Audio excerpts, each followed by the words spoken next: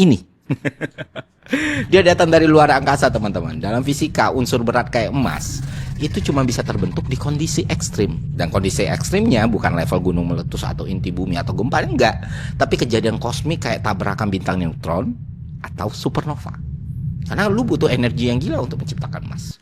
Tekanan dan neutron fluxnya itu harus tinggi banget sampai atom-atom yang ada itu bisa nangkap neutron dan jadi elemen berat, termasuk emas. Atom-atom ringan itu benar-benar ditembak sama neutron bertubi-tubi sampai jadi elemen super berat. Dan event ini disebut sebagai kilonova. Dari satu kejadian aja kawan-kawan bisa menghasilkan emas dalam jumlah yang jauh lebih besar dari seluruh emas yang ada di bumi sekarang. Artinya apa? Artinya emas yang ada di bumi ini bukan diproduksi lokal. Dia adalah residu dari peristiwa kosmik sebelum tata surya kita terbentuk. Nah, kemudian waktu bumi terbentuk sekitar 4,5-5 miliar tahun yang lalu ya, pecahan tadi masuk bumi. Cuma yang jadi masalahnya adalah karena emas itu dense banget, teman-teman, dia tenggelam ke inti bumi pas planet masih cair.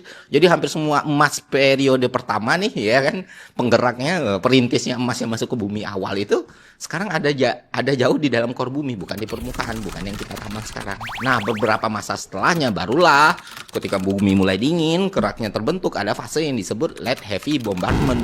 Inti bumi kita itu dihajar asteroid dan meteor dalam jumlah yang besar. Meteor ini bawa logam-logam berat, termasuk salah satunya emas. Dari mana datangnya? Ya dari luar angkasa.